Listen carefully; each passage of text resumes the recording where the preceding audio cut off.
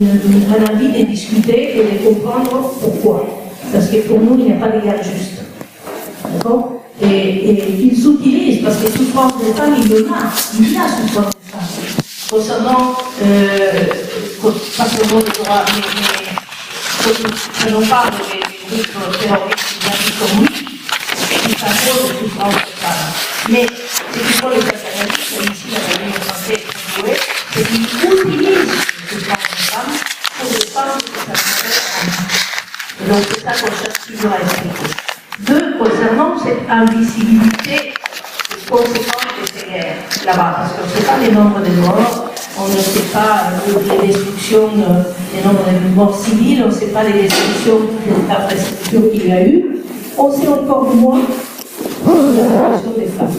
Et en période de guerre, la situation des femmes est très funeste, parce que les viols, on parle beaucoup de viols et de prostitution, mais on n'a pas les chiffres. Au niveau des médias, on ne sait pas qu'est-ce qui est en train de se passer. On ne sait pas ce qu'elles sont en train de vivre, de subir là-bas. Et celles qui doivent accoucher sur les routes, et celles qui doivent accoucher dans des camps, dans des campements de fortune, et qui meurent, et les enfants qui meurent, combien d'enfants mutilés on a, combien d'enfants morts on n'a aucun chiffre. Et donc nous, on a décidé à travailler avec le collectif parce que la première de nos tâches, c'est d'informer. Informer, d'organiser une contre-information.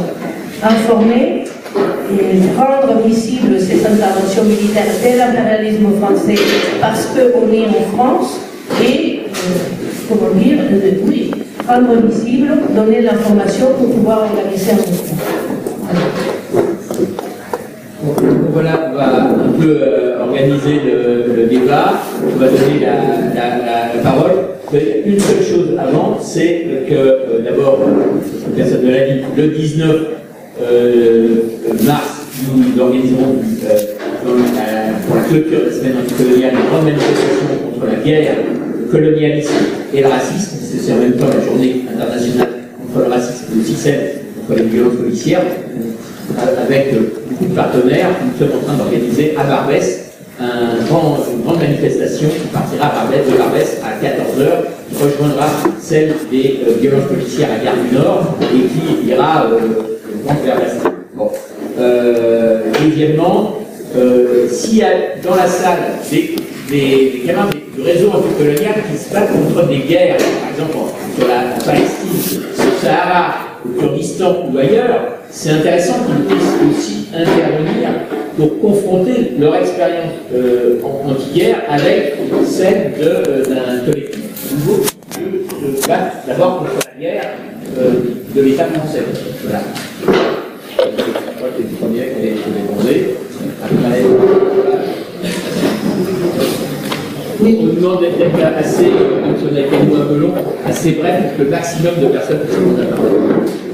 Bonjour à tous et merci au Salon Anticolonial d'avoir organisé ce débat ce matin sur la question de l'anti-guerre. Je voulais revenir sur ce que disait Daniel sur les guerres invisibles.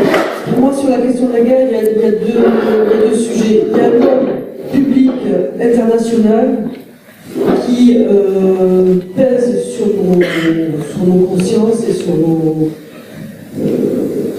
par exemple, si le Lacompa du 13 novembre a fait l'électrochoc et qu'on a vu effectivement spontanément des slogans vos guerres, nos morts, à la guerre, etc., les messages qui étaient déposés place de la République à ce moment-là, il y a quand même un grand fond d'adhésion à une idéologie dominante de on est du bon côté.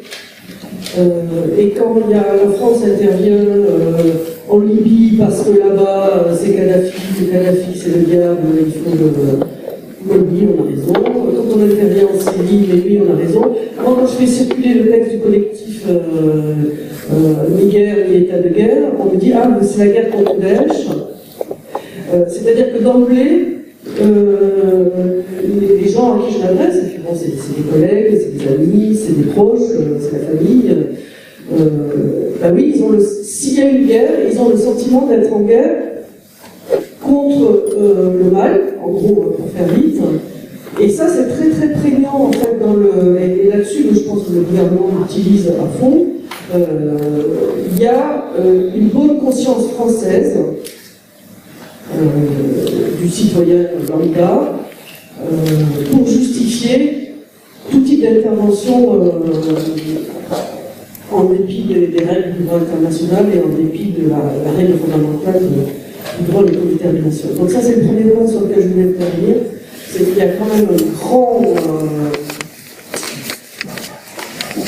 voilà, si vous avez une question de sécurisation, donc on est d'emblée, nous, Français, Parisiens, on est d'emblée du bon côté, du côté juste. Et ça, c'est... il y a beaucoup de pédagogie à faire, il y a beaucoup d'arguments à apporter, et beaucoup de discussions aussi à avoir. Ça ne se résout pas en 3 mots. Voilà. Donc c'est vrai que le collectif a cette raison d'être là, c'est d'amener des discussions parce que tu disais sur la pédagogie. Et le deuxième point sur lequel je voulais intervenir, c'est que pour moi, on ne peut pas parler. Alors je suis militante CGT, et l'organisation à laquelle j'appartiens, le local du CGT, a signé et s'engage aux côtés du collectif, avec le collectif dans cette bagarre. C'est qu'on ne peut pas parler de paix sans parler non plus de justice sociale. Et qu'actuellement, il y a aussi un ordre public social extrêmement sévère qu'on subit et dont le point d'acmé est le projet de loi de réforme du Code du travail qui inverse les normes et qui va jusqu'à la répression et l'écrasement en fait, du salarié dans un rapport de force très, très défavorable aux travailleurs. Voilà.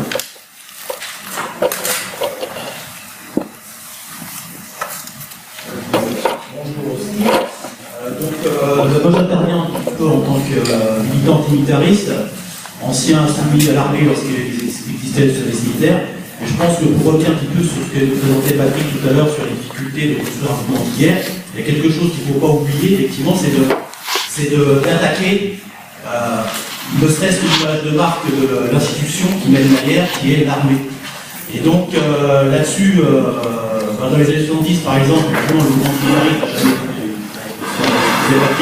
n'était pas forcément extrêmement important, mais il avait une existence, il avait une résonance par rapport un petit peu aux préoccupations de la jeunesse de l'époque, tout ce qui était anti-hiérarchie, la lutte contre le machisme, l'homophobie, etc. Et on attaquait effectivement, on attaquait directement l'armée. Alors très rapidement, aujourd'hui, il n'y a plus de mouvement antimitariste, pratiquement il est très atone. Et je pense qu'aujourd'hui, il faut reprendre un petit peu les combats à la base. Et à la base, effectivement, c'est de s'attaquer, par exemple, aux campagnes d'affichage que mène l'armée, propagande, notamment, vous avez vu récemment dans le métro, où on présente finalement l'armée sous un visage extrêmement rigolard. C'est pratiquement la colonie de vacances. Enfin, ça paraît humoristique comme ça, mais ça ne l'est pas. Effectivement, quand on a aujourd'hui dans la jeunesse, occupation de l'emploi, ce qui était dit précédemment, aujourd'hui une partie de la jeunesse, comme il n'y a aucun contre-discours contre cette institution que j'appelle criminelle, qui s'appelle l'armée, il n'y a aucun contre-discours, ce qui fait qu'il y a une partie de la jeunesse, hein, c'est pas pour dire c'est des crétins, mais qui sont finalement intéressés pour aller dans l'armée.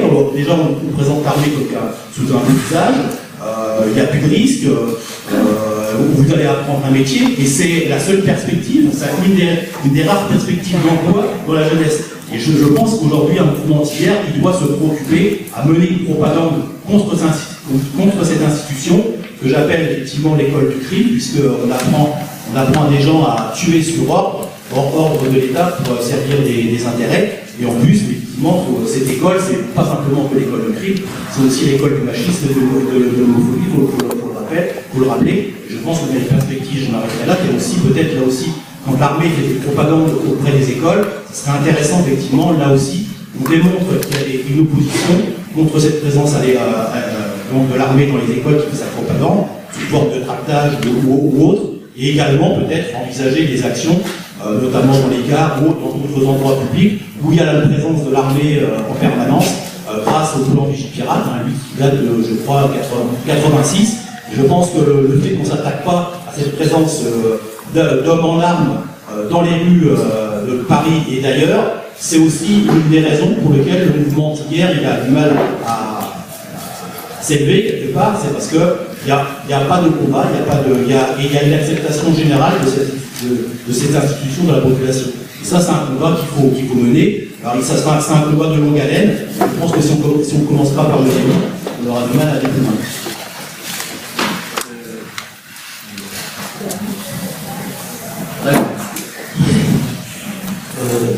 D'abord, je salue cette initiative. C'est une des débuts de développer une conscience anti-impérialiste et anticoloniale et anti-guerre. Dans ce qui a été dit, je ne vais pas répéter, je suis d'accord, c'est tous les points qui ont été soulevés. Mais par contre, il y a un point que ça met toujours chagrin. Comment on est arrivé à ces points-là? Pourquoi aujourd'hui on n'a pas des mouvements? Bon, on a dit, je suis d'accord avec 4 points, mais pourquoi on est arrivé à ces points-là? Rappelez-vous l'après, en Allemagne, quand on a pris le sang, on a pris le sang, mais qui va résister? Et parce que, je crois que de ce côté-là, souvent on oublie un lien avec les communistes, souvent on oublie le lien avec l'État. On oublie le lien avec la classe. C'est qui dirige? C'est qui est responsable? Et c'est quoi notre politique hier? Elle n'était pas efficace, on fait la politique conjoncturelle. À la coup, on a des soutiens de telle personne, à la coup, on a soutien d'autres personnes, etc., etc. Tous ces problèmes devant nous, ça mérite d'interpeller, d'interroger. Et j'ai désolé de ce côté-là. Les mouvements gauche, extrême-gauche en France, ce côté-là, ils ne sont pas une position impérialiste claire pour moi. Je l'ai dit ouvertement. Pourquoi ce n'est pas une position impérialiste claire? C'est-à-dire quoi la position impérialiste claire? Aller jusqu'à critiquer son propre patron, propre bourgeoisie, c'est dans tous les sens. On peut discuter dans le détail. Mais ça, c'est un vrai problème. Tant qu'on n'a pas affronté, on n'a pas pris les photos en face de la réalité, on ne va jamais arriver. Parce que le mal, elle est chez nous. Elle n'est pas ailleurs. Ce n'est pas la bourgeoisie qui fait le mal. C'est nous qui fait le mal nous-mêmes. Je crois que de ce côté-là, quand je dis ça, est-ce qu'il n'y a pas de mouvement qui résiste? Oui, il y a des militants, heureusement, il y a des militants qui résistent. Il y a des militants qui essaient d'interpeller. Il y a d'autres problèmes. Par exemple, quand on prend d'analyser Ramzi Barout, un Palestinien, quand on prend d'analyser la guerre, ils disent on ne voit pas pourquoi le peuple musulman sous l'influence de Daesh et d'autres groupes réactionnaires. Pourquoi? Parce que ce peuple musulman est humilié. Et quand on a démoli de toute Bagdad, avec toutes les pièces du musée qu'on se trouve en Angleterre, partout ailleurs, et cette humiliation, vous savez, c'est imaginé, et j'ai lu un écrivain arménien, il a dit quand je vis Bagdad, je pleure. Un Arménien qui pleure pour les Arabes. Et c'est que ce côté-là, c'est important parce que les Arméniens, ils ont compris à l'histoire dans la passé. Et je crois que ce côté-là, la question des Kurdes que parlait Patrick, oui, je suis d'origine kurde. Et je ne vais pas dire que je suis kurde, parce que je suis aujourd'hui en France, ça fait 32 ans que je n'ai pas pu retourner en Turquie, je suis réfugié politique, la France n'accepte pas la nationalité, voilà. Je suis nulle part. Je suis un prolétaire, voilà. C'est la question kurde. C'est la question kurde, elle est importante. Et pourquoi le mouvement émancipation, le mouvement de libération ne sont pas soutenus assez? Parce qu'on dit, ils ont des liens avec tel impérialiste, avec tel réactionnaire, avec telle force réactionnaire, etc., etc. Oui, est-ce qu'ils ont d'autres moyens? Un lutte indépendante, c'était soutenu par le force mouvement révolutionnaire, je vais terminer. Mouvement révolutionnaire mondial, comme l'histoire du Vietnam, comme l'histoire d'Algérie, qui peut être soutenu par le mouvement progressiste révolutionnaire ailleurs. Quand il n'y en a pas, et la difficulté des Palestiniens, pareil. Et pour ça que, par exemple, dès ce côté-là, je discute avec le mouvement kurde turc-turci, il y avait une courante au sein du mouvement de Kurde-Turquie qui se développe. Il faut chercher une alliance entre le peuple kurde, Palestine, avec le monde révolutionnaire progressiste mondial. Tant que cet esprit n'est pas développé, une position claire anti-impérialiste, anticapitaliste, la lutte ne va pas achever. Merci. Michel.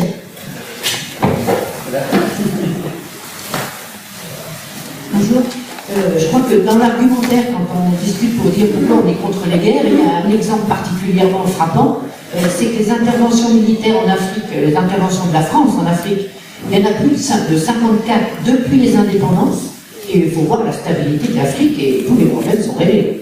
Donc, notamment des interventions plus ou moins longues, et je parle de la plus longue, c'est quand même la guerre au Cameroun, qui on entend beaucoup parler de la guerre au Cameroun, qui a commencé 5 ans avant l'indépendance et qui s'est terminée 10 ans après.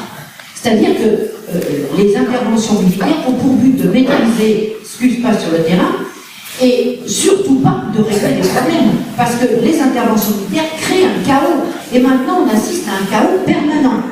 Un chaos permanent qui permet de décrédibiliser les États. Maintenant, avec la force Berkane, elle est sur 5 pays d'Afrique, on fait ce qu'on veut, et on n'est pas sous le contrôle de l'ONU. Donc ça veut dire qu'on crée un chaos, et un chaos dans les têtes aussi, comme tout à l'heure vous parlez, et un chaos aussi dans les consciences des gens sur place, parce qu'ils savent plus où ils en sont, ils sont unis comme vous dites, et le chaos dans les peuples qui sont les pays impérialistes également, parce que les gens ils soutiennent. Donc il y a ce grand danger de chaos permanent qui permet de continuer à faire les affaires. Parce que au RDC, il y a une guerre partout, au Kivu particulièrement, mais on continue d'exploiter le diamant, le coltan, enfin, tout ça, ça va bien, merci. Et surtout, ça permet aux marchands d'armes d'expérimenter en grandeur nature pour voir si leur fabrication elle marche bien. Hein, quand on a fait l'intervention en Libye, je suppose qu'on a utilisé tout un tas d'armements nouveaux. Pareil en Irak. Voilà des terrains d'expérimentation. Et puis, on fait des affaires. Mais il y a aussi d'autres dangers dans cette situation impérialiste, c'est qu'il y a aussi des endroits où il n'y a plus la guerre, mais il n'y a pas la paix. Je parle du Sahara occidental, parmi la banderole là-haut, les prisonniers sahraouis. Eh bien, c'est un pays, le Sahara occidental, où il y a eu 14 années de guerre. De 75 contre le Maroc, contre 75 à 91. Et depuis, il y a 24 années de cessez-le-feu. Et le problème n'est pas réglé. Et vous avez une population qui a cru à l'ONU, qui a cru au plan de paix, et qui s'est dit que maintenant on négocie. Et maintenant, eh bien, on a des gens qui sont en prison, d'autres qui sont exilés. Vous avez des gens qui ont 40 ans aujourd'hui, ou moins, ils sont nés en exil, ils ne veulent pas mourir en exil.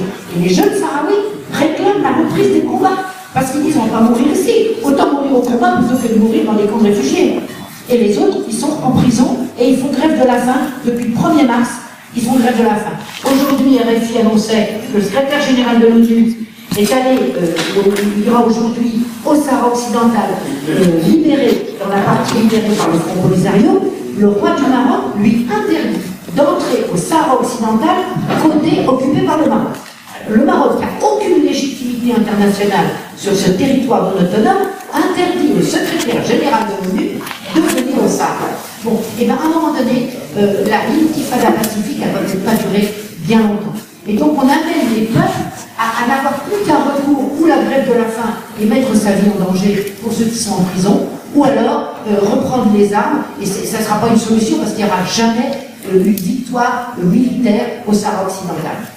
Oui, pour illustrer simplement ce que tu viens de dire avant de donner la parole, il y a une phrase absolument extraordinaire de François Hollande au Mali en janvier 2013 que je voudrais lire. C'est aussi un élément très important qui s'adressait aux soldats français de l'opération Barkhane. C'est aussi un élément très important de votre mission, montrer que les matériels français sont les plus performants. Merci pour votre double mission, à la fois opérationnelle et commerciale. Et je crois qu'on peut lui renvoyer la phrase d'Anatole France: on croit mourir pour la patrie et on meurt pour des industriels.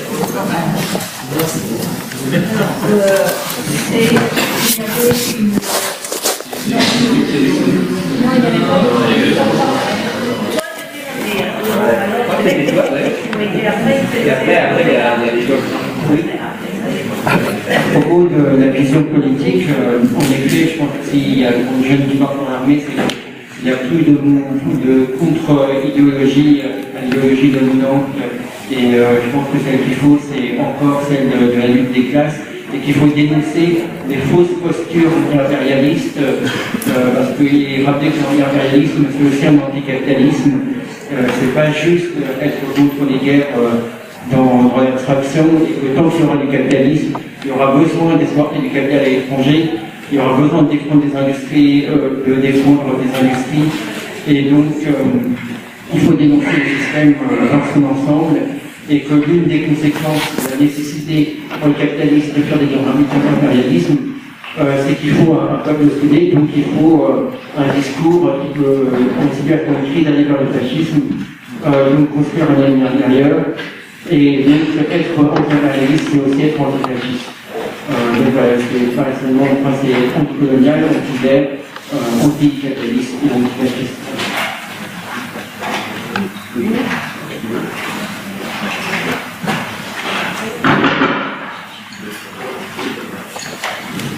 Gérard Rémy, je m'occupe de la commission Paix et Désarmement à Europe Écologie Les Verts.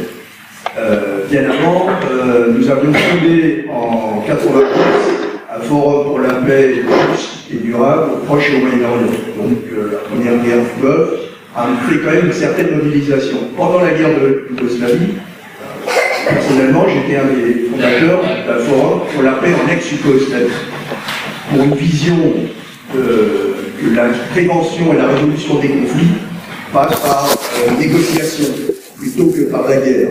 Et que cette implosion de l'ex-Yougoslavie, je vais dire un truc, faisait que l'Europe, qui était interpellée de façon géopolitique, aurait dû avoir une ambition, une vision d'ouverture. Ces républiques, avec un plan d'ouverture sur 10 ans d'intégration à l'Europe, auraient permis d'éviter effectivement la guerre en Kosovo et les effets collatéraux. Donc on a raté cette occasion et on la vit actuellement. Les républiques ex-yougoslaves sont en train d'intégrer l'Europe. Ce qu'on a oublié, c'est qu'il y avait un outil important, c'est le dialogue euro-méditerranéen. Il y avait l'Euromed, vous avez l'Europe des 28 et 11 États, dont la Syrie, la Libye, qui font partie de cet espace-là. On n'a pas donné des moyens. C'est comme l'OSCE en Europe, l'Organisation de la sécurité commune en Europe, qui ne pèse qu'1% du budget de l'OTAN. Donc au lieu de prioriser les outils de négociation, de prévention anti-guerre, on continue à favoriser le lobby industriel, la géopolitique du plus puissant. Et en fait, on paye quoi aujourd'hui? On paye qu'à la chute du mur de Berlin, on nous disait qu'on aurait les dividendes de la paix.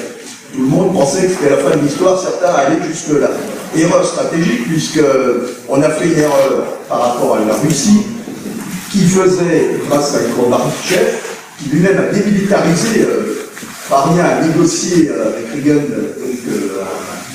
une négociation de limitation des armes nucléaires, avec la main sur le cœur. Becker qui disait nous n'ouvrons pas l'OTAN de l'ex-Yougoslavie. Gorbatchev a été très loin, et même ceux qui ont suivi, c'est que le pacte de Varsovie a été dissous. En parallèle, l'OTAN aurait dû être dissous. C'est pour ça qu'à Paris, il y a quand même un collectif OTAN-Afghanistan qui continue à exister et qui prêche effectivement la disparition de l'OTAN. Un outil militaire en tant que tel qui a été utilisé, que ce soit en Afghanistan, l'ex-Yougo, donc par rapport à l'humiliation du peuple humilié, la Russie humiliée ne pas être reconnue comme superpuissance, se venge indirectement. Plusieurs fois, ex-Yougoslavie, on est passé en force sans respecter le mandat de l'ONU. En Libye, c'était un mandat d'arrêter les colonnes de Kadhafi, mais de ne pas renverser Kadhafi, et ainsi de suite. L'ouverture de l'Ukraine à l'OTAN était dans les rails, et la Russie a tapé du poing sur la table pour dire nous, on est comme tout État qui réagit avec une sécurité commune à ses frontières, donc pas question d'avoir l'OTAN à ses frontières. Donc à partir de là, la Russie fait payer à l'Europe et aux Américains le prix pour être reconnus. Et aujourd'hui, nous avons un embryon de négociation, puisqu'il y a un système fait qui a été négocié entre Superland ou la France. Alors c'est effectivement, si on focalise que sur la France, on n'arrivera pas à dépasser comment sortir de cette crise. Et je pense que cette crise sera l'occasion, comme pour toutes les crises, de montrer qu'au niveau international, l'outil de l'ONU, qui est un outil qui était post-Deuxième Guerre mondiale, a été jamais utilisé comme elle aurait dû. Vous avez un outil qui est, par exemple, le chapitre 7, on met en place une police internationale pour régler les conflits, pour interposer les belligérants, etc. Les superpuissances n'ont jamais donné des moyens à l'ONU. Vous avez quelques missions, heureusement, d'interposition, des porte-traits de l'ONU qui sont effectivement dans certaines régions du monde, mais il n'y a pas encore une véritable budget conséquent de l'ONU avec des forces d'interposition formées, préparées, etc. Donc, qu'est-ce qu'on peut faire par rapport à un collectif anti-guerre? C'est qu'on a un écueil. On doit dénoncer bien évidemment les battants de guerre, quels qu'ils soient, et en même temps, pour rassembler et faire venir à nous, il faut avoir aussi l'écueil par rapport au terrorisme de masse. Depuis les attentats de 2001, malheureusement on peut le dire, il n'y a pas eu en France et en Europe un embryon, je dirais, de forum citoyen contre les risques majeurs, que ce soit les risques d'accidents nucléaires, militaires, civils, les catastrophes climatiques et les risques d'attentats majeurs qui existent. C'est une réalité. Donc il faut que les citoyens se saisissent de cette question pour dire que nous, on accuse les battants de guerre, mais en même temps, on accuse ceux qui entretiennent justement la formation des terroristes. Donc, il y a possibilité des citoyens de se saisir de débats, de forums, pour dire à nos gouvernements, nous ne sommes pas d'accord, ces guerres-là, on les décide en effet dans le Parlement, avec des ukases, hein, il y a eu quand même des débats et il y a eu des votes de reconduction, puisque toute intervention au-delà de 3 mètres, oblige de faire un vote formel du Parlement. Mais il n'y a pas eu de débat au niveau des populations, donc il y a une carence de démocratie. Un forum citoyen sur les risques majeurs, ça sera formateur, ça sera... Il fera venir évidemment les politiques, parce qu'il faudra qu'ils présentent pourquoi ils interviennent, pourquoi ils cautionnent les affaires. Et surtout, on fait des propositions pour sortir des crises et des guerres. Parce qu'on ne peut pas se satisfaire d'une situation où on dit que les combattants cesseront par épuisement. Ce n'est pas acceptable. Donc, le collectif est bienvenu, bien évidemment, dans la mobilisation, la dynamique pour sortir de ces logiques de guerre.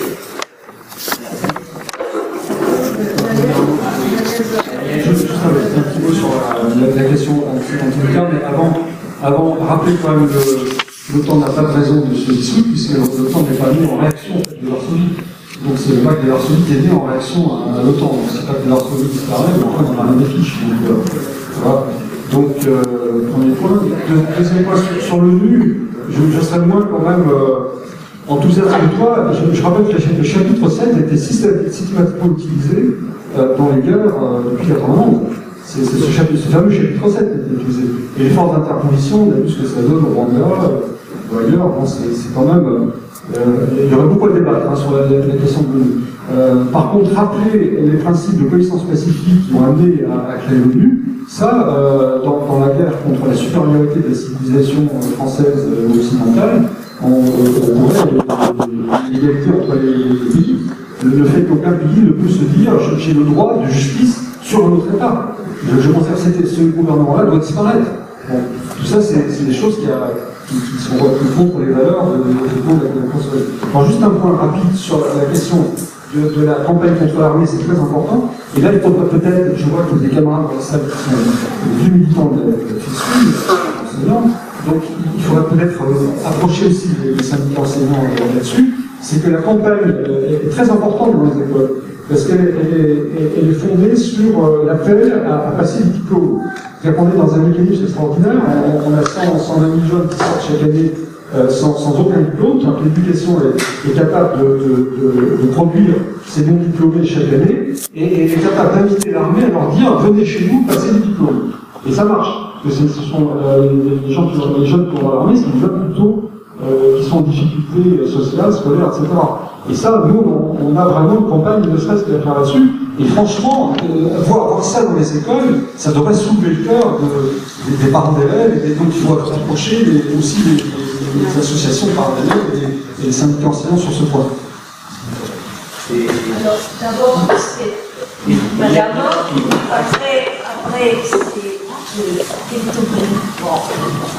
Laurent, et après, c'est le méchant. Et après, on va revenir dans oui, mais il y a un jeune avant. Oui, maintenant, je reparler un peu justement de l'expérience de construction du mouvement anti-guerre.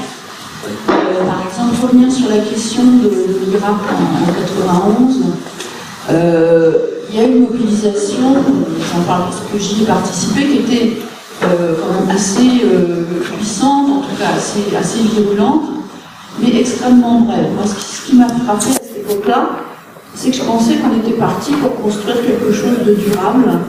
Et en fait, après une campagne de mobilisation très brève, tout le monde est retombé en fait, à autre chose.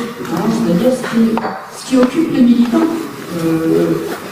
Moi, je ne suis pas si sévère que les gens disent que ce n'est pas des vrais anti-impérialistes, etc. Non, je veux dire des militants qui pensent qu'il vaut mieux construire sur des questions syndicales, etc.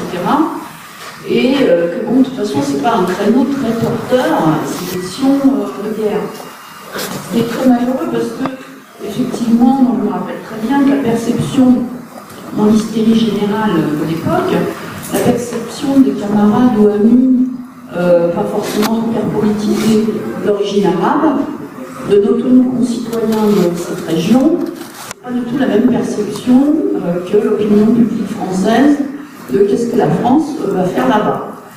Et il y a un aspect qui me paraît particulièrement pervers, qui s'est développé par la suite, c'est la question quel type de démocratie on défend quand on dit aux gens qu'en fait, on va porter la guerre qu'on nie complètement la souveraineté des pays où on va intervenir, en espérant, en disant, c'est faux, c'est un discours faux, hypocrite, mais on prétend, et il y a des gens qui y croient, qu'on y apporte les lumières, on va dire, la démocratie, les droits des femmes, très justement on fait remarquer, et qu'il n'y ait pas de réponse critique sur cette question. Ça veut dire quelle conception on a ici?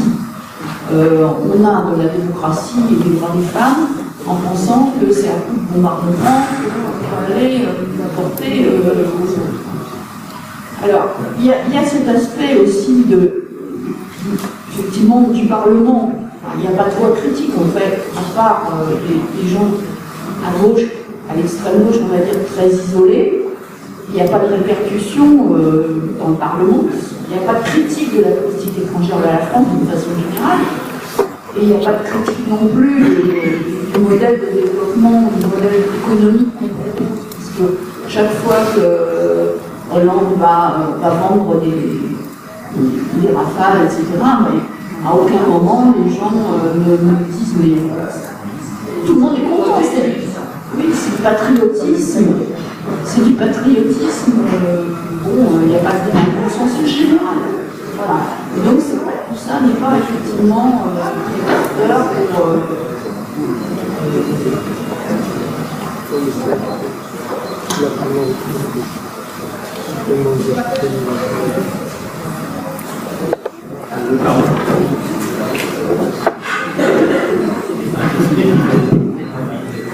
je vais revenir un petit peu sur ce que disait Anna dans son intervention, quand tu disais qu'il y a de plus en plus de personnes qui finalement prennent conscience de ce qu'est à la fois la guerre, mais aussi du lien entre la guerre en Irak, en Syrie surtout, avec les attentats. Alors c'est vrai qu'il y en a de plus en plus, après pas forcément dans le même sens que le collectif anti-guerre, que nous qui sommes ici présents et présentes, et donc ça permet aussi de mesurer aussi tout le travail qui reste à faire pour construire, parce que je pense que ça va être le but du collectif anti-guerre, pour construire une majorité d'idées. Pour construire une majorité d'idées par rapport à tout ce qui a été dit, sur le fait de déconstruire et de dénoncer la guerre impérialiste, le marché des ventes d'armes. Je ne vais pas y revenir parce que vous l'avez fait bien mieux que je pourrais le faire. Moi j'aimerais mettre l'accent sur un point aussi qui est important et qui joue un rôle plus décisif pour moi pour une partie de la population. Cette partie de la population qui est un petit peu dans l'entre-deux, qui n'est pas dans le mouvement anti-guerre, bien qu'elle puisse partager un certain nombre de points de vue avec ce que nous pouvons dire, qui a une certaine méfiance par rapport à ce que peut faire le gouvernement français, mais qui en même temps se pose une question, qu'est-ce que je peux faire? En quoi je peux agir? Je pense que un des ressorts sur lequel joue le gouvernement français, c'est la culpabilité. La culpabilité, notamment des populations qui se disent, mais qu'est-ce qu'on peut faire par rapport à Daesh? Qu'est-ce qu'on peut faire par rapport à toutes ces horreurs qu'on peut voir et qui sont revenues dans la gueule avec la guerre en Syrie, avec les attentats effectivement de l'an dernier. Et je pense qu'il faut répondre à cette question parmi les questions auxquelles il faut répondre. Pourquoi? Parce que si on n'y répond pas, eh bien, effectivement, on ne permettra pas à ces personnes-là de voir que, en dehors, face à Daesh, il n'y a pas que l'État français, et il n'y a pas que Daesh, il y a aussi beaucoup, et surtout en Syrie, l'État syrien, Bachar el-Assad qui tue et qui assassine les populations.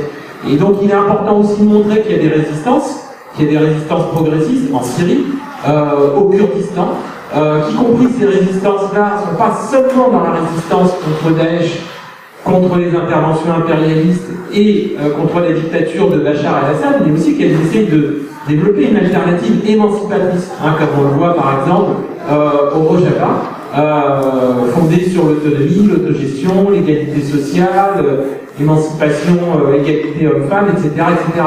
Et ça, il faut le donner à voir. C'est extrêmement important de dire que le combat anti-guerre, il se fait aussi pour construire ce type de monde, un monde meilleur, et qui a cette démarche émancipatrice. Dernière chose, c'est sur la question de l'État, qui est en train de... On assiste à une mutation de l'État, vous avez fait le lien tout à l'heure avec la question de l'état d'urgence, je pense qu'on va y revenir aussi un peu pendant le débat. On assiste effectivement, plus encore peut-être qu'en 91 et qu'en 2003, à une mutation de l'État, de la démocratie libérale, vers l'État fort. Vers l'État fort qui est une problématique commune aujourd'hui, aussi bien entre libéraux conservateurs et partisans inconditionnels des dictatures et des soutiens à dictature. Le programme de Marine Le Pen, c'est l'État fort. Il faut avoir ça à l'esprit, ce qui l'amène à soutenir Bachar el-Assad, Poutine, etc. etc. Et là, on est là-dedans. Et je pense qu'il faut avoir aussi cette conscience-là que la violence est constitutive de l'État. Et il y a des périodes dans l'histoire où on assiste à ça. La France, la matrice de l'État moderne en France, c'est la guerre de 100 ans. C'est ça qui a, effectivement, à la fin du Moyen-Âge, permis de construire l'État moderne. Dernière chose, en tant qu'enseignant, je vais vous dire 2-3 mots sur les lycées professionnels. Actuellement, l'armée est très très intéressée par ce qui se passe dans les lycées professionnels, pas simplement en termes d'échecs scolaires, bien évidemment, l'armée est un spectacle pour les jeunes qui sont en situation d'échec scolaire et qui sortent en diplôme de l'école et du lycée pro, mais aussi, elle recrute actuellement des gens qui ont une formation d'électricien, qui ont une formation de pompier, qui ont des formations de maçons et autres. Donc, des gens qui sont qualifiés, qu'elle ne va pas forcément seulement recruter pour devenir des soldats, certains oui, mais aussi dans les services de logistique de l'armée. Et c'est aussi ça qu'elle fait miroiter, c'est les carrières qu'elle fait miroiter aussi pour des gens qui sont qualifiés. Il y en a pour les deux. Je pense qu'une des tâches pour le collectif, ça va être aussi de se tourner vers cette jeunesse-là, cette jeunesse des quartiers populaires, et notamment cette jeunesse qui est en lycée professionnel. Voilà. Juste, je vais réagir par rapport à ce que on pense, parce que c'est pas de moi, c'est une réalité, qu'aujourd'hui il y a un terrain plus favorable pour expliquer les choses. Je me demande, si on compare à 2014, au moment de l'intervention militaire française au Mali, on était inaudible. Aujourd'hui, il y a un terrain.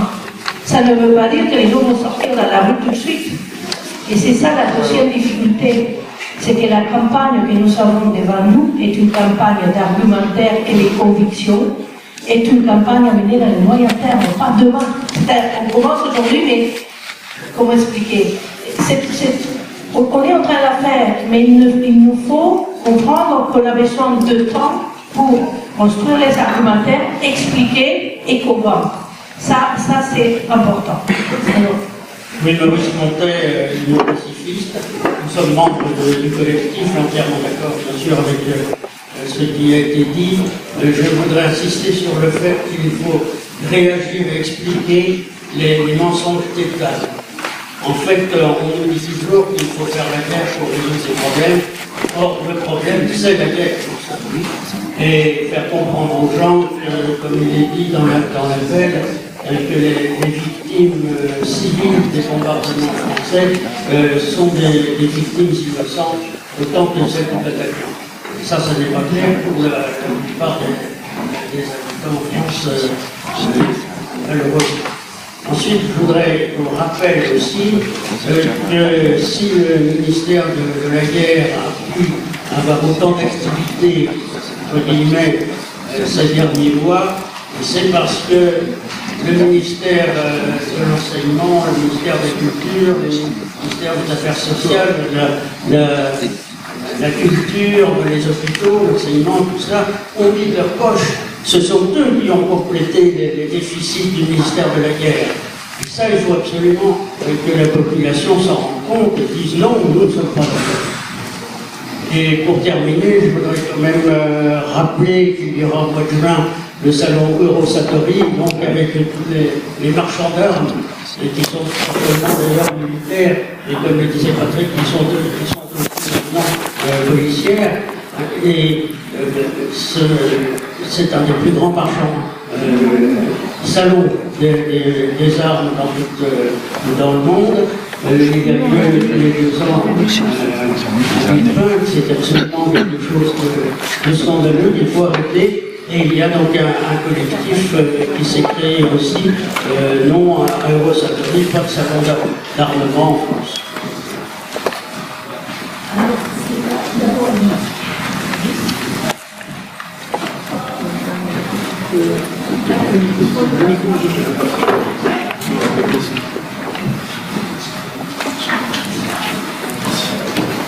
Oui, bonjour. Il faut pas d'intervention du camarade tout à l'heure qui parlait aussi de comment apporter un soutien positif aux peuples dominés et aux luttes anti-impérialistes. Donc il y a une question principale qui est la question du soutien politique. Mais il y a aussi la question du soutien matériel qui est importante. C'est pour ça que je vous invite à venir au stand de l'OCML Voix Prolétarienne dans la salle en haut. On relaie une collecte de soutien au bataillon international de libération du Rojava. C'est une collecte qui a été initiée par des organisations belges, qui est relayée ici en France, par le OCML Voix Prolétarienne, et aussi par d'autres, notamment la coordination des actions antifascistes des différentes villes, dont celle de Paris. Alors, la collecte, d'abord le bataillon, c'est un bataillon qui a été créé un peu à l'image des brigades internationales en Espagne, qui regroupe militants antifascistes, communistes, anarchistes, qui combattent Daesh et les ingérences de l'État turc au Kurdistan syrien. Alors la collecte, ça sert à payer des pansements pour les combattants. Voilà, donc c'est important, donc si vous voulez laisser un petit sou, et puis il y a aussi des traites pour expliquer un peu le contenu politique, il y a des petits autocollants pour relayer l'initiative de soutien. Voilà. Merci.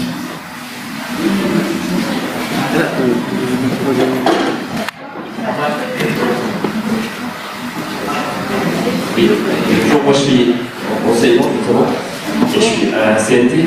Juste pour qu'on soit pessimiste, je pense qu'il y a toujours eu en France un mouvement qui a toujours eu une tendance anti-impérialiste, anti-guerre, anti-militariste.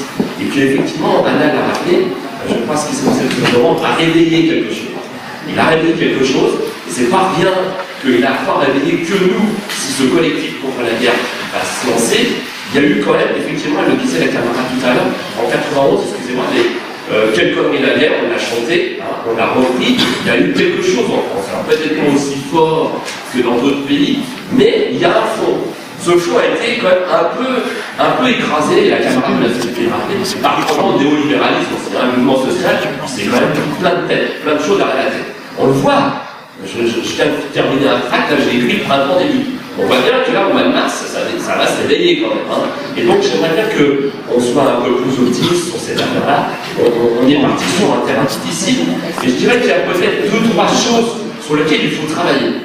Je crois que, on le voit aussi dans les collectifs d'état d'urgence, il y a des gens qui nous disent, des camarades qui nous disent, bon, arrêtez le discours discours militant, il faut être plus simple. Excusez-moi, mais les gens sont pas avec nous, ils savent lire, même s'ils peuvent lire un peu de conversion.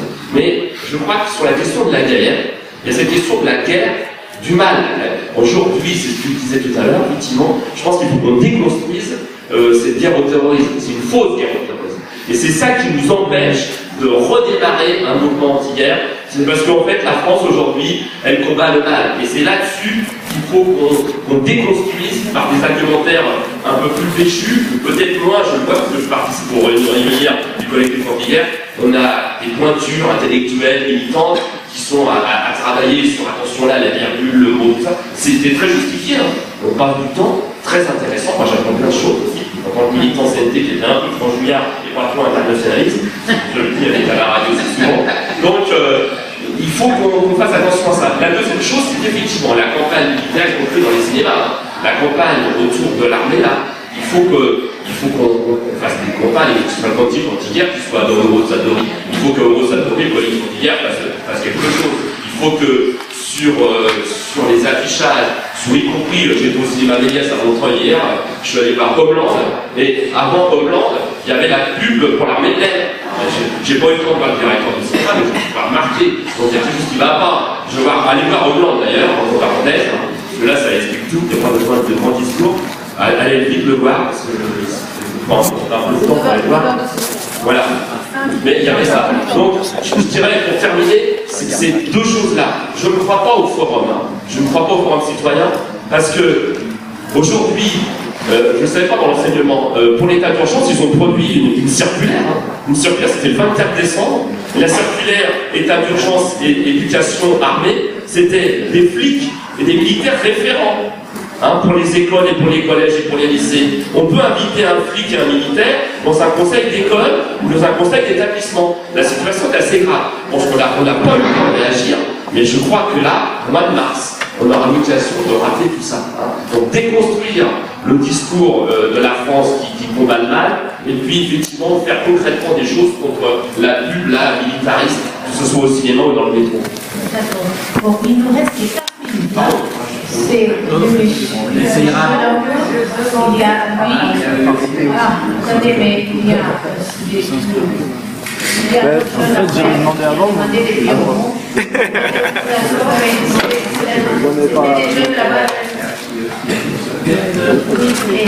Il y a Patrick aussi qui a demandé, il y a un monsieur derrière. En moment, on a parlé de la théorie du choc des civilisations, et c'est important de signaler que en fait, ça remonte pas à en fait, l'idéologie de l'impérialisme, l'idéologie de ces guerres. Ce qui fait qu'il y a autant de complicité de la population, c'est parce que c'est une idéologie qui est très ancienne en fait. C'est l'idéologie raciste qui date de la colonisation en fait, qui est réactualisée de différentes manières par on parle des terroristes, des extrémistes musulmans de Daesh, mais c'est qu'une réactualisation des théories racistes qui datent de la colonisation et même qui remontent à presque la découverte de l'Amérique, pour ainsi dire en fait. La découverte de l'Amérique par les Européens, il faut le préciser aussi. Et du coup, en fait, cette idéologie, elle s'appuie aussi sur le fait qu'on pense que les peuples dans ces pays sont incapables de se débrouiller tout seuls, en fait. On pense qu'il n'y a que la France, il n'y a que l'OTAN qui peut amener la démocratie, qui peut amener une solution, parce que ces peuples, ils ne seront jamais capables de se débrouiller tout seuls, ce qui est incroyablement faux, en fait. Je me rappelle, je discutais il y a quelques temps avec un camarade kabyle, et je lui parle des Kurdes au Rojava, je lui dis qu'ils sont capables de vaincre Daesh. Alors c'est ce que disent les Kurdes eux-mêmes au Rojava, et c'est ce que dit l'armée française en fait. Dans la presse, l'armée française, elle reconnaît la capacité des Kurdes à vaincre Daesh. Et pourtant, ce camarade, donc, qui est pourtant un militant kabyle, il me dit, mais ils ne seront pas capables de vaincre Daesh. C'est-à-dire que il n'y a pas assez d'informations sur la capacité des peuples à se débrouiller, à régler les problèmes d'oppression sans l'aide des impérialistes en fait. On pense forcément que c'est les impérialistes, et c'est ça, il faut plus d'informations en fait sur ces peuples, sur les luttes que mènent ces peuples aux 4 coins du monde, et soit en Afrique ou au Moyen-Orient, c'est principalement de ça qu'on parle en ce moment. Ensuite, S'il vous plaît, essayez je fais très rapidement. J'ai deux phrases à dire encore. On y va. D'accord. Donc le premier espoir, c'est la jeunesse. La jeunesse, elle est soumise à cette pression idéologique raciste, mais la jeunesse, notamment des quartiers populaires, elle est aussi parfois opportuniste, c'est-à-dire qu'elle ne va pas se mobiliser parce qu'elle ne voit pas de mouvement. En fait, quand un mouvement commencera à prendre, on se rendra compte qu'il y a beaucoup de gens qui vont se lever et rejoindre ce mouvement, je pense. Voilà, merci beaucoup.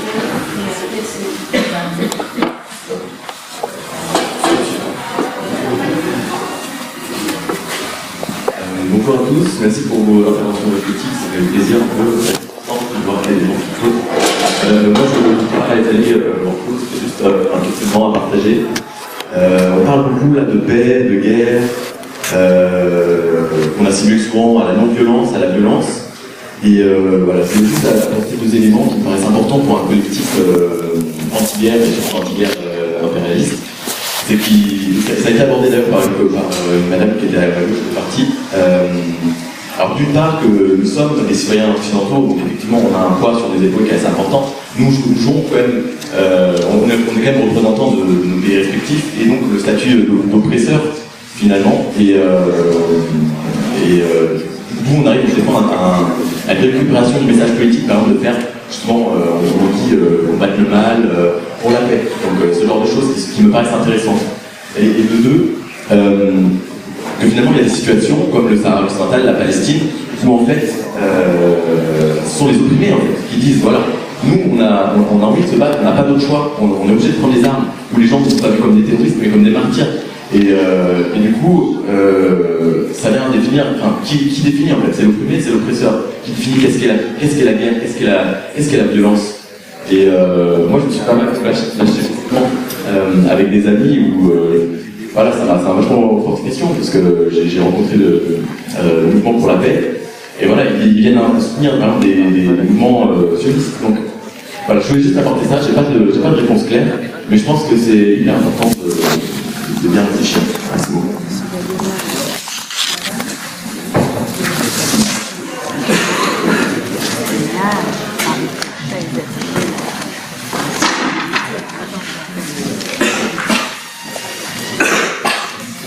Je parle simple particulière de Château-Valette, retraité égyptien. Je ne veux pas être actif à perpétuité à la place, prendre la place, parce que la vie, elle ne dure pas longtemps. Il faut absolument, c'est ça que je dirais moi qui suis un autre enseignant d'avant, il faut que chacun commence. Ça ne peut pas être des réponses, ça peut être des questions. Sinon, c'est coupé à chacun. Alors après, on dit Parlement et puis population. Mais le Parlement, c'est un P majuscule, c'est comme l'histoire avec un H majuscule et l'État avec un E majuscule. Cela représente qu'il y a chacun, et ensuite cela répercute et cela taille des paysages qui sont entre tous. Alors c'est ceux-là qui ont des majuscules, rétrospectivement entre tous. Le gouvernement G majuscule, c'est après que chacun gouverne sa barre et décide qu'ils vont mettre quelques-uns, voilà, comme ici, c'est ça que j'aime bien, que ça. Voilà, il y a plein, mais des myriades de groupes de gens qui te font des questions, ils les posent, et c'est pas des réponses. Alors, voilà, et c'est ça qui est la vie. C'est qu'il faut le planter le jardin et après, un an, il y a des récoltes pour le marché. Alors c'est ça que je voulais dire, parce que comment ça se fait que tout le monde emprunte ces mots en ce moment? Alors au lieu de dire Nations Unies, on dit Occident, au lieu de dire citoyens, on dit population, et alors le Parlement, c'est plus des citoyens, le gouvernement. C'est les mains de chacun, c'est que des hommes, H majuscule, c'est-à-dire un individu de l'espèce humaine, mâle ou femelle, et qui prend une fonction. Et sinon, il n'y a rien du tout. C'est comme dans l'atelier de couture, s'il n'y avait que le couturier dénommé Dior, et s'il n'y avait pas toutes les petites mains qui cousent chaque petite paillette, chaque point d'ouvrier, rien ne se ferait. Donc il n'y a pas de petit métier, il n'y a pas de sous-métier, il n'y a pas sur les mains de chacun Et ce n'est pas des réponses, parce que les réponses, c'est seulement population, c'est les démographes à dit attention, vous n'avez pas le droit de prendre population, hors de démographie, statistique et carte. Voilà, je vais parler là.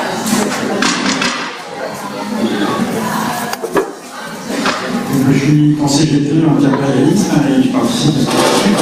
Il y a deux points suivants qui sortent dans les réunions qu'on a eues. C'est d'une part l'importance de développer des comités dans toute la France, qui serait le socle vivant pour développer notre activité anti-guerre. Et deuxièmement, on s'aperçoit bien dans le débat qu'il y a eu là, qu'il y a plein de sujets sur des situations extrêmement complexes, que ce soit au Moyen-Orient, que ce soit en Afrique, que ce soit la question de la Russie, etc. Et il a été évoqué, et on a bien envie que ça se fasse, de développer des groupes de travail pour un certain nombre de questions comme la guerre, la question du Moyen-Orient, pour creuser ces questions et produire des textes du comité anti-guerre sur nos positions. Parce que je trouve aussi, même quand on écoute la radio, je suis effaré de voir l'importance des médias en tant qu'appareil de propagande média. Et donc il faut, c'est un élément d'intéresser à celle-là. Voilà.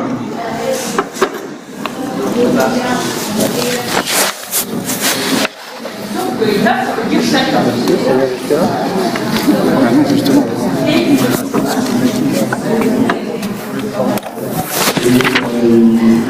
Je suis Olivier, militant d'émancipation tendance intersyndicale, et plusieurs intervenants, dont Daniel, ont posé la question des capacités d'intervention dans le système éducatif. Je crois que la première de ces possibilités, c'est ce que nous faisons dans tous les syndicats où nous intervenons. On a l'impression en tant que tendance pour d'autres syndicats où le droit de tendance n'est pas reconnu. C'est d'abord de veiller à ce qu'il y ait un soutien apporté au collectif ni guerre ni état de guerre. Je peux vous dire que c'est pas simple, que nous sommes actuellement en période de congrès et que c'est loin d'être gagné dans beaucoup de syndicats. Ensuite, il y a les éléments que l'on peut développer pour avoir plus de facilité à obtenir des adhésions à cette approche. Et parmi les éléments, il y en a un qui n'a pas été totalement rappelé, mais qu'on a déjà mené beaucoup par le passé. C'est de comparer les pertes en possibilité d'intervention des services publics, par exemple des lycées, des universités, que représentent des bombes, des porte-avions et compagnie, à ne pas perdre de vue. Et il y a aussi la dénonciation du catéchisme pseudo-républicain où l'armée intervient très fréquemment. Tous les textes issus des réactions de l'éducation nationale aux différents attentats de cette année ont introduit de plus en plus d'armées dans les écoles. Et enfin, je pense qu'il y a la possibilité d'utiliser comme matériel pédagogique la dénonciation de ces affichages guerriers, avec tout ce qu'il y a derrière, et même d'Eurosatory, pourquoi pas, mais enfin, il faut avoir envie de le faire, après, il faut que la discipline de tout à chacun le permette. Dernière chose, parce que ça n'a pas été rappelé par la tribune, il est important de mettre en place des collectifs locaux. Nous en mettrons un en place à fonder tout ça. Gère à la fois la question militaire et de l'état d'urgence.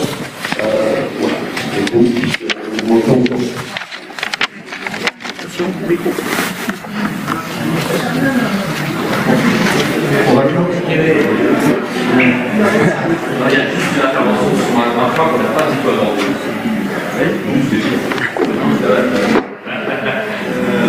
Moi je suis arrivé un peu en retard, donc je ne sais pas si ça a été abordé, mais on m'a dit que ça n'a pas été abordé. Il y a quand même une problématique qui est liée au passé des réfugiés. Et je pense qu'il y aurait quand même des connexions à faire, parce que quand on va développer, je pense que tout le monde a sur cette question-là, avec les collectifs anti-guerre et la problématique des réfugiés devrait être vraiment liée et qu'on travaille dans ce sens-là. Il y a des choses dans la plateforme là-dessus, c'est bien en fait. Donc, voilà. Je crois qu'il faut rendre la salle.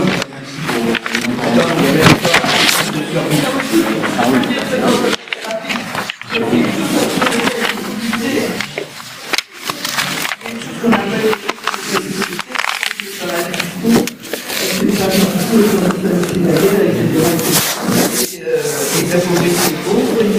c'est riche et ça continue.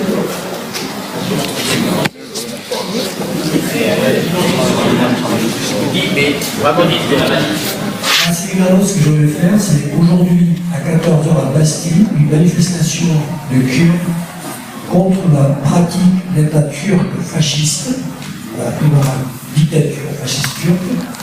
Et c'est ce côté-là, déjà dit, 23 maires qui sont arrêtés en ce moment. Et depuis 2 mois, on a passé 150 morts, y compris les enfants de 7 ans à 17 ans et ça. Voilà, je vous remercie. On va donc faire une synthèse et après je donnerai des informations sur la suite du conférence.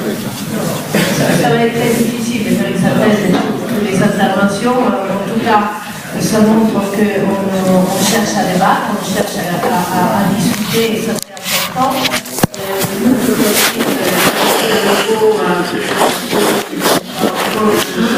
venir au collectif, qu'on a un texte fondateur qui répond à beaucoup des choses qui ont été évoquées, qu'on a un site et qu'on est en train de se structurer seulement parce que ça prend du temps, se mettre d'accord parce qu'on est plusieurs, on est très nombreux, et qu'on a 4 exigences, je ne sais pas si tout le monde a le texte. L'arrêt immédiat de cette intervention militaire française, le retrait des bases militaires, la fin des traités et alliances, comme l'OTAN. Deuxième exigence, on dénonce le marché des ventes d'armes. Troisième exigence, on combat la militarisation de la société et le salariage des territoires et des esprits. Et quatrième exigence, le soutien, quatrième, c'est pas une exigence, mais on exprime notre soutien au droit à la autodétermination des peuples. Donc on va construire des argumentaires, et déjà autour de ces 4 exigences, on va mettre des groupes de travail sur ça, et à nouveau, c'est une campagne qui nous exige de combattre, d'expliquer, d'argumenter, et on a le prochain rendez-vous militant qui c'est la manifestation des samedi 19. Peut-être le site maintenant est déjà bien construit, le site internet, donc vous tapez le collectif en vigueur sur vos moteurs de recherche préférés et vous trouvez la réunion du collectif national, c'est-à-dire mercredi prochain, le 9 mars, après diverses manifestations, à 18h à l'avance du travail. Et vous avez en bas de l'appel, vous avez un mail pour écrire, prendre contact et évidemment signer l'appel. Alors, juste avant de finir une synthèse, c'est pas possible, simplement, on n'a pas eu le temps de discuter de beaucoup de choses. Il y a un point, moi, qui me tient à cœur, qui est soulevé par quelques interventions, qui est effectivement qu'il faut qu'on apprenne, et ça c'est un travail de longue haleine qu'on a, il faut qu'on apprenne à sortir de notre occidentalisme. C'est-à-dire qu'il faut comprendre, par exemple, tous les camarades qui disent ah oui, mais il y a l'Iran, c'est réactionnaire, Bachar, cela. Il faut rappeler sans cesse ce que la France a fait dans ces pays, comment les États-Unis et la France ont systématiquement détruit depuis 50 ans, un siècle, les forces progressistes par le coup d'État, les bombardements. La France a bombardé Damas à plusieurs reprises dans le XXe siècle. Avant la guerre, après la Deuxième Guerre mondiale, avant la Deuxième Guerre mondiale, elle a changé les gouvernements. Les gouvernements nationalistes ont été renversés par la CIA et la France, partout dans ces pays-là. Systématiquement, les forces progressistes ont été détruites. Donc, on ne vient pas nous dire aujourd'hui, ah, il n'y a pas de force progressiste, vous soutenez Daesh, vous soutenez Bachar, etc. C'est un premier point. Ça veut dire qu'il faut sortir de notre... Et je veux dire par là que, pour être optimiste, c'est qu'il y a toujours eu deux tendances en France. Et je voudrais rappeler celle de Robespierre. Au moment où les Girondins, les ancêtres des socialistes, voulaient exporter la révolution par ailleurs. Ils ne voulaient pas exporter ce système réactionnaire terrible qu'on nous inflige aujourd'hui en France. Ils voulaient exporter la belle révolution française. Robespierre, évidemment, les ingénieurs sont opposés à ça. Et Robespierre avait fait bien le bien. On n'exporte pas la révolution. L'émancipation et l'autre, le peuple même. c'est ce qu'on met à la fin. Bon, c'est ça, c'est le lien entre la guerre et ça. C'est peut-être pas dit explicitement, quand on dit on soutient l'émancipation, ça veut dire que les peuples s'émancipent eux-mêmes. Il n'y a pas à exporter, il n'y a pas de guerre juste du point de vue de l'impérialisme, du point de vue de l'impérialisme. Et Robespierre avait bien fait le lien entre ça et la terreur, parce qu'elle était avant, lui-même l'organisme, avec la dictature. Et vous allez exporter la guerre à l'extérieur, vous faites la dictature à l'intérieur. Donc ça veut dire que dès ce moment fondateur, pour la République française, je rappelle que Robespierre a soutenu la révolution des esclaves, qui était les esclaves sont libérés eux-mêmes à Saint-Domingue, qui a été octroyé, tout ça a été octroyé par la générosité de la France. Dès ce moment-là, on a les deux courants. On a le courant girondin, ancêtre des socialistes qui ont quand même fait toutes les guerres en 91, sauf c'est Sarkozy, et puis celle qu'on n'a pas faite avec Villepin et Chirac, mais toutes les autres, c'est des sous-gouvernements socialistes. On a toujours ces deux tendances. Nous représentons la tendance qui veut briser cet occidentalo-centrisme, qui veut soutenir les peuples et qui veut combattre la guerre. C'est de longue haleine, mais ça donne loin. Oui, tu as tout à fait raison dans la mesure, par exemple, où là, c'est le 100e anniversaire exactement des accords Sykes-Picot, qui ont institué à la fois la Syrie et l'Irak sous mandat britannique, la Syrie sous mandat français. Et effectivement empêcher la naissance de l'État du Kurdistan qui devait naître normalement après la guerre. Donc nous sommes en pleine poursuite finalement de cette histoire. Et puis tu as fait une merveilleuse transition sans le savoir en disant qu'il fallait sortir de l'occidentalisme, puisque maintenant le débat va porter précisément sur qui